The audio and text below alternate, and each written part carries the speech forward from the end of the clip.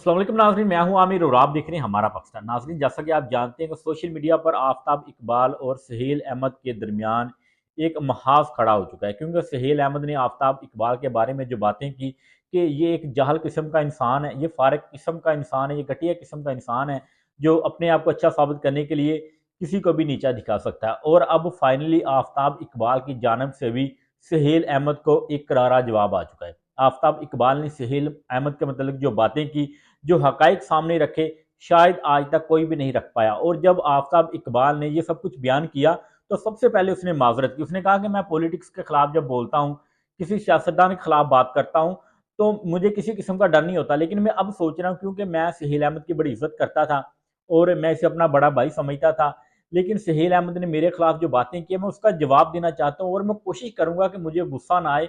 और मैं गुस्से में अगर कोई ऐसे अल्फाज अदा कर दूं तो मैं उसके लिए पहले ही माजरत चाहता हूँ। लेकिन मैं चाहूंगा कि मैं कोई भी ऐसा अल्फाज इस्तेमाल ना करूं जिसकी मुझे बाद में माजरत करनी पड़े। लेकिन आज सुहेल अहमद ने जो मेरे खिलाफ बातें की, मैं हैरान था कि ये मुझे अपना छोटा भाई भी कहता है और मेरे खिलाफ बातें भी कराए। सुहेल अहमद के मतलब उसने सबसे पहले बात की कि मैंने तुम्हारे वालिद को टारगेट नहीं किया। मेरा एक दोस्त है जिसका नाम सुहेल अहमद है, मैंने उसकी बात की थी। और अगर मैंने और बाद में मैंने इस बात को मेंशन भी किया, सुहेल अहमद एक कॉमेडियन भी है। और इसके बाद नंबर 2 पर बात आती है कि तुम मेरे पास 5 किलो की जो टोकरी उठा के लाए थे मिठाई की, जिसकी मैंने बात की है, तो वो उस बात पर मैं आज भी पक्का हूँ और मैं जिस जगह पे चाहूँ मैं ये अल्फाज अदा करने के लिए तैयार हूँ। क्योंकि तुम मेरे पास आए थे, नाम चेंज हो सकता है, करैक्टर चेंज हो सकता है, लेकिन तुम 5 किलो की मिठाई की टोकरी उठा के मेरे पास आए थे। और ये बात बिल्कुल हकीकत पे मबनी है। और जब मैं और सुहेल अहमद काम करते थे तो सुहेल अहमद चाहते थे कि मेरे साथ कोई एक्टर काम ना और करे, क्योंकि जिस जगह पर मैं बैठूं मेरे मुखालिफ या मेरे साथ कोई भी एक्टर ना हो, ताकि मैं जो अपनी बात करना चाहूँ, जिस तरीके से पेश करना चाहूँ, मैं कर सकता हूँ। और मैंने अक्सर कोशिश की थी कि इसके साथ कोई एक्टर जोड़ा जाए, लेकिन सुहेल अहमद हमेशा मना कर देते थे। और एक जगह पर लाइव शो के लिए जब आफ्ताब इकबाल को कहा गया तो उन्होंने कहा था कि सुहेल अहमद लाइव शो नहीं कर सकते, क्योंकि सुहेल अहमद चाहते थे कि हमेशा पहले रिकॉर्डिंग की जाए और उसके बाद शो को चलाया जाए। लेकिन सुहेल अहमद कभी लाइव शो नहीं कर सकते। उसके बाद उन्होंने कहा कि आप एक एक्टर हैं,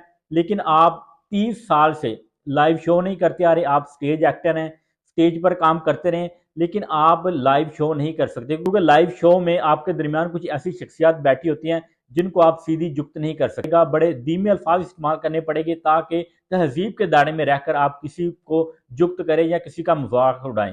लेकिन स्टेज पर ऐसा नहीं होता। और मैं तुम्हारी बड़ी इज्जत करता हूं और आज भी करता हूं, लेकिन तुमने जिस तरह मेरे बारे में जो बातें किया वो मैं सोच भी नहीं सकता था। और उसके बाद जो बातें की गई कि मुझे तमाम तर आज तक जितने भी लोग थे वो छोड़ के चले गए और मेरे सामने बच्चे बैठे होते हैं जो जी जी करते रहते हैं। तो मैं तुम्हें बताता चलूँ कि जो जी जी करते होते हैं इनके साथ में 35-35 लाख के बकायदा एग्रीमेंट इनके साथ होता है। और फिर ये बच्चे मेरे साथ काम करते हैं। और अमान उल्लाह ने वाजे तौर पर अपने अल्फाजों में कहा था कि मुझे जिस बंदे ने तराशा है वो आफ्ताब इकबाल है। बाबू राना ने वाज़े अल्फाज में बताया कि मुझे एक्टिंग सिखाई है वो आफ्ताब इकबाल ने सिखाई है।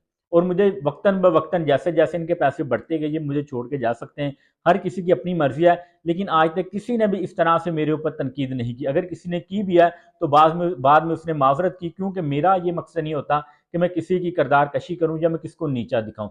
जो लोग मेरे पास आते हैं मेरा मकसद होता है उनको अच्छा से अच्छा बताया जाए, समझाया जाए, और ताकि वो माशरे में अपना नाम पैदा कर सकें। तो सुहेल अहमद पे तनकीद मेरा कभी भी मकसद नहीं था, लेकिन सुहेल अहमद ने जो कुछ किया, फिर मुझे छोटा भाई भी कहता रहा, ये मैं हैरान कौन हूँ कि सुहेल अहमद ने मेरे बारे में ऐसे अल्फाज इस्तेमाल किए। और नाज़रीन, ये तमाम तर अल्फाज से जब आफ्ताब इकबाल अदा कर रहे थे तो बार बार माजरत भी कर रहे थे कि अगर मेरे अल्फाजों में कुछ गुस्सा हो या मुझे किसी जगह पे गुस्सा आ रहा या कुछ मेरे अल्फाज बुरे हो तो मैं माजरत चाहता हूँ, क्योंकि मेरा मकसद किसी को नीचा दिखाना नहीं है। मेरा मकसद ये बताना है कि मैं कभी भी किसी की बुराई नहीं करना चाह रहा। नाजरीन, बहुत सारे लोगों के आफ्ताब इकबाल के बारे में बहुत बहुत अलग तरह के मौक़िफ़ हो सकते हैं, लेकिन इस रवैये के बाद और इस तरह सुहेल अहमद को रिप्लाई करने के बाद मैं समझ सकता हूँ कि आफ्ताब इकबाल चाहते थे कि मैं इनको रिप्लाई ना करूँ, लेकिन उनकी मजबूरी थी, क्योंकि उन्होंने भी अपने बारे में सफाई देनी थी। जो कुछ लोगों के सामने सुहेल अहमद ने जिस तरह का करैक्टर उनके सामने बना के पेश किया था। नाजरीन, आप आफ्ताब इकबाल के बारे में क्या कहना चाहते हैं? अपनी राय का इजहार कमेंट सेक्शन में ज़रूर कीजिएगा। दुआओं में याद रखिएगा।